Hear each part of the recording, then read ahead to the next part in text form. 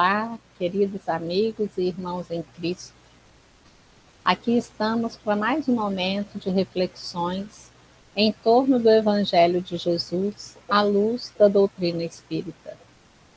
Sejam todos muito bem-vindos ao canal do YouTube do Centro Espírita Augusto Silva, onde temos a certeza de que os mentores desta casa, trabalhadores fiéis da Seara do Cristo, estão a nos acompanhar, inspirar e abençoar sempre. Desejamos sinceramente que o coração de todos esteja envolvido em vibrações de muita paz, pois passamos por momentos tão tumultuados, de tantos transtornos, agitações. Vivemos realmente um momento de muitos sofrimentos, dias de muitos abalos emocionais, muitas coisas acontecendo ao mesmo tempo. Porém, quando buscamos lá no Evangelho de Mateus, a partir do capítulo 24, o sermão profético, percebemos que tudo que está acontecendo nos nossos tempos já havia sido dito por Jesus aos seus discípulos. Mateus registra as seguintes palavras do Mestre: acautelai-vos, que ninguém vos engane, porque muitos virão em meu nome, dizendo, eu sou o Cristo, e enganarão a muitos. E ouvireis de guerras e de rumores de guerras. Olhai, não vos assusteis, porque é mister que tudo isso aconteça, mas ainda não é o fim. Porquanto se levantará nação contra nação, reino contra reino, e haverá fomes e pestes, terremotos em vários lugares, mas todas essas coisas são o princípio das dores. Mais à frente, Mateus registra: nesse tempo, muitos serão escandalizados e trair-se-ão uns aos outros, e uns aos outros se aborrecerão, e surgirão muitos falsos profetas, e enganarão a muitos. E por se multiplicar a iniquidade, o amor de muitos esfriará. Mas aquele que perseverar até o fim será salvo. Jesus nos disse para ter cautela, para que não nos enganássemos, porque apareceriam falsos cristos, e durante o passar dos tempos, muitos vieram e falaram em seu nome, se dizendo verdadeiros enviados de Jesus. Ele falou também de guerras e rumores de guerras, e isso nos parece bastante singular quando olhamos do ponto de vista pessoal, das guerras pessoais, das disputas pelo poder, pessoas brigando por conta de convicções, as redes sociais sendo usadas como verdadeiros campos de batalha, espalhando notícias de todo jeito, causando a indignação de muitos. Sem falar nas guerras bélicas, onde Jesus também falou que nações se levantariam contra nações, reinos contra reinos, mas Jesus recomendou: não vos assusteis, pois é mister que isso aconteça. Muitos escândalos, muitas traições, muitos se odiando, grandes tribulações, também foi predito por Jesus. Todas essas coisas, nos disse o Mestre, são o princípio das dores. Mas Jesus deixa claro, ainda não é o fim. Haverá então grande aflição, como nunca houve desde o princípio do mundo até agora. Tampouco haverá jamais. E continua, por se multiplicar a iniquidade, o amor de muitos esfriará. Isso talvez seja a pior parte. Ainda encontramos muitos que se acham descrentes, apavorados, e tem até aqueles que dizem: Ah, Deus se esqueceu de nós. Não vamos nos assustar, porque esse não é o nosso objetivo. Dizer que o que está ruim ainda vai ficar pior. Não é isso. Não foi isso que Jesus quis dizer também. Jesus nos falou de consolações. Ele nos disse que aquele que perseverar até o fim será salvo. Em Obras Póstumas, na segunda parte, no capítulo 27, nós encontramos uma comunicação que data de abril de 1866, que traz o título Regeneração da Humanidade. E lá consta o seguinte relato: os acontecimentos se precipitam com rapidez. Também não dizemos mais como outrora, os tempos estão próximos. Dizemos-vos agora, os tempos são chegados.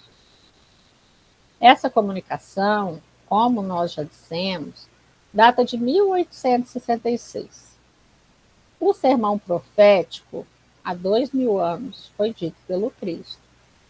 Ambos dizem muito sobre muitas coisas que já passamos e que estamos passando agora, porque estamos em plena fase de transição do mundo de provas e expiações para o mundo de regeneração. Todas essas citações que nós trouxemos explicam muitos sentimentos que temos acolhido em nossos corações. Sentimentos de desânimo, de fraqueza, falta de fé em muitos. Nos colocamos com muitas limitações, principalmente no que diz respeito ao nosso próximo. E a doutrina espírita nos traz todos os aspectos necessários para o nosso fortalecimento. O evangelista Mateus narra também as seguintes palavras de Jesus: Pedi e se vos dará, buscai e achareis, batei à porta e se vos abrirá. E Kardec, no Evangelho segundo o Espiritismo, nos traz alguns comentários sobre essa passagem. Está lá no capítulo 25, no item 1, dizendo que do ponto de vista terreno, buscai e achareis, seria o mesmo que ajuda-te a ti mesmo e o céu te ajudará. Precisamos estar muito fortes e vigilantes para que, ao escutarmos uma notícia aqui, uma outra notícia ali, muitos comentários que nem sempre são positivos, precisamos estar atentos para não entrar nessa onda de pessimismo que nos ronda e que acaba escurecendo o nosso coração. O livro Palavras de Vida Eterna, no seu último capítulo, de número 180, traz um versículo da segunda carta de Paulo aos Coríntios, no capítulo 8, o versículo 1, que diz: Também, irmãos, vos fazemos conhecer a graça de Deus. E sobre isso, Emmanuel comenta que Deus nos concede tudo o que precisamos. Na fraqueza, Deus nos supre as energias. Nas limitações, Deus nos confere o crescimento. No desânimo, recebemos a coragem. Se nos sentimos pobres, precisamos lembrar que dispomos das riquezas infinitas de Deus. Todas essas dádivas do Divino Criador nos chegam, porém, precisamos ser merecedores. E para merecê-las, segundo nos diz Emmanuel, assimilar os recursos divinos será sempre o serviço prestado aos outros. São tantas as formas de colaborar e diminuir o sofrimento dos nossos irmãos. São tantas as formas de caridade que podemos nos valer. A palavra caridade aparece traduzida por amor em algumas traduções do Evangelho, mas o seu significado de ação em benefício do próximo permanece. São Vicente de Paulo define caridade lá no Evangelho segundo o Espiritismo, no capítulo 13, item 12, dizendo: a caridade é a virtude fundamental que há de sustentar todo o edifício das virtudes terrestres. Sem ela, não existem as outras. Sem a caridade, não há esperança de melhor sorte, não há interesse moral que nos guie. Sem a caridade, não há fé, pois a fé não passa de um raio muito puro que torna brilhante uma alma caridosa. A caridade é em todos os mundos a eterna âncora de salvação. É a mais pura emanação do próprio Criador. É a sua própria virtude dada por ele à criatura. Jesus nos ensinou que devemos ter cuidado. Cuidado e misericórdia conosco e com o nosso próximo, seja ele quem for. Deixa isso muito claro quando nos conta a parábola do bom samaritano, quando o necessitado está jogado à beira da estrada, semi-morto, e é acudido por quem ele menos espera, por alguém que não era bem visto na região, mas que não mediu esforços para ajudar aquele que estava ali, necessitado, oferecendo tudo o que podia, sem perguntar quem era ele, nem de onde vinha, nem o que tinha acontecido. Ele apenas agiu com amor. Se olharmos mais à frente, no mesmo Evangelho segundo o Espiritismo, no capítulo 15, item 3, nós vamos encontrar o seguinte comentário de Kardec: toda a moral de Jesus se resume na caridade e na humildade, isto é, nas duas virtudes contrárias ao egoísmo e ao orgulho. Em todos os seus ensinos, ele, Jesus, aponta essas duas virtudes como sendo as que conduzem à eterna e verdadeira felicidade. Somos todos, meus irmãos, herdeiros de Deus e, assim, possuidores de forças que muitas vezes nós desconhecemos.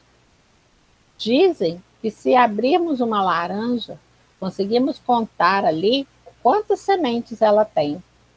Mas se abrirmos uma semente, nós não conseguiremos saber quantas laranjas ela poderá produzir. E assim, nós também somos como a semente. Temos latente em nós todos os benefícios que precisamos para o nosso crescimento e para colaborar com o crescimento do nosso próximo, seja ele quem for, esteja onde estiver. Mas, se continuarmos na nossa pequenez evolutiva, não conseguiremos acessar tudo que temos disponível a nosso favor. Não podemos alegar fraqueza, inaptidão, desalento ou penúria para desistir do lugar que nos cabe no edifício do bem. Assim nos diz Emmanuel no nosso texto base de hoje. Sempre que trabalhamos e nos dispomos a favor do bem, somos abençoados por Deus. E Emmanuel continua, lá no capítulo 180 do Palavras de Vida Eterna. Pela hora de otimismo com que amparas o trabalho dos companheiros, pelo gesto silencioso em que escoras o equilíbrio geral, pela frase caridosa e esclarecedora com que asseguras o entendimento fraterno, pela migalha de socorro ou de tempo que desprendes no apoio aos necessitados, pela atitude de tolerância e serenidade à frente da incompreensão. Após cada uma dessas frases, Emmanuel diz: Deus te abençoe. Emmanuel ainda nos fala que convivemos com almas heróicas, habilitadas do mais alto testemunho de fé em Deus. Mas, assim como Deus abençoa o rio e garante as searas do campo, abençoa também a gota de orvalho que mata a sede da rosa. Deus abençoa o grande da mesma forma que abençoa o pequeno. Não podemos nos sentir diminuídos, muito pouco acima dos nossos irmãos, pois Deus abençoa a todos. Dá a cada um na medida da sua necessidade, para que possamos cumprir o que nos cabe na existência. É para isso que encarnamos e reencarnamos várias e várias vezes, para nos colocar como espírito em condições de suportar a parte que nos toca na obra da criação. É assim que os espíritos nos dizem lá na questão 132 do Livro dos Espíritos. Neio Lúcio nos conta uma historinha no livro Pai Nosso, através da psicografia de Chico Xavier,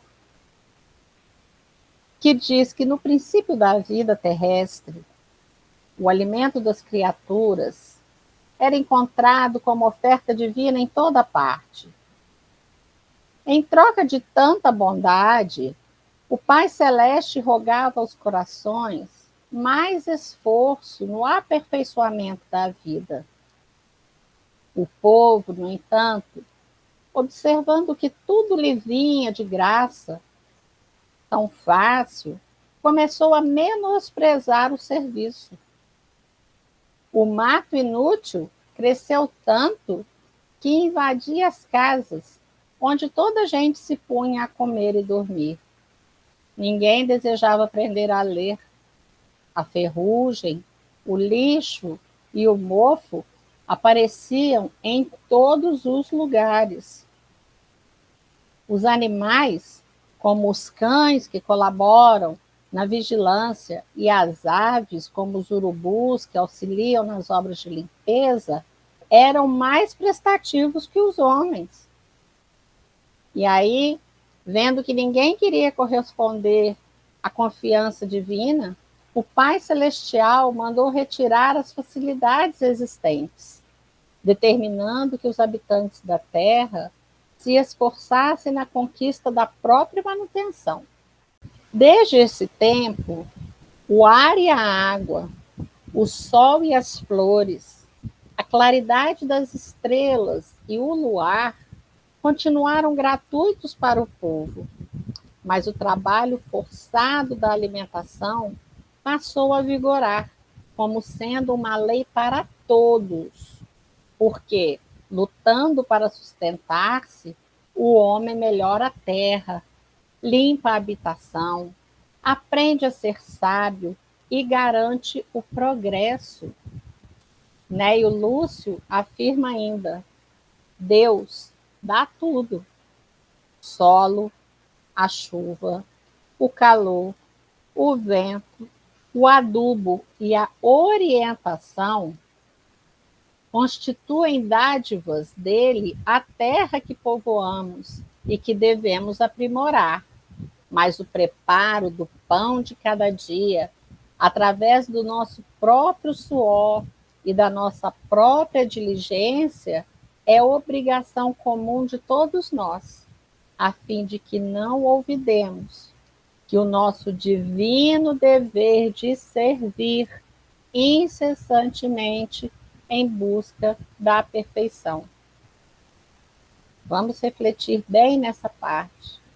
É obrigação comum a todos nós, a fim de que não olvidemos o nosso divino dever de servir incessantemente em busca da perfeição. A cada um é dado segundo as suas obras, nos diz o Evangelho. Muitos erros e acertos marcaram o nosso caminho até hoje, mas devemos buscar a Deus com sinceridade, refazendo a esperança e suportando sem mágoa as acusações do caminho. Se o charco nos causa asco, lembremos que nele nasce o belo e perfumado lírio, que enfeita, perfume e encanta pela graça de Deus. Tudo, tudo na criação tem o seu objetivo e a sua causa de ser. Emmanuel ainda nos lembra: se alguém te censura, ouve com paciência. Se existe sensatez na repreensão, aproveita o conselho. Se for injusto o reproche, a repreensão, conserva a alma tranquila na limpeza da consciência. Ou seja, vamos ser sinceros com o nosso coração. Se a reprimenda é válida, podemos optar em nos corrigir, em nos melhorar. Mas se não for, podemos deixar para lá, continuar o nosso caminho. A nossa consciência é e será sempre o melhor juiz. Emmanuel termina o texto dizendo: em qualquer dificuldade, arrima-te à confiança, trabalhando e servindo com alegria, na certeza invariável de que Deus te abençoa e te vê. Trabalhando, alcançaremos o progresso. Progredindo, avançamos na escala evolutiva. Avançando na escala evolutiva, compreendemos melhor o nosso papel na criação. Orando, estaremos sempre mais perto e em conexão com Deus, Pai de amor e misericórdia, Criador de tudo e de todos. Lembrando sempre que, se nos ajudarmos, o céu nos ajudará, com certeza. Que assim seja, que Jesus abençoe a todos, inspirando a cada um o passo e os atos de cada dia.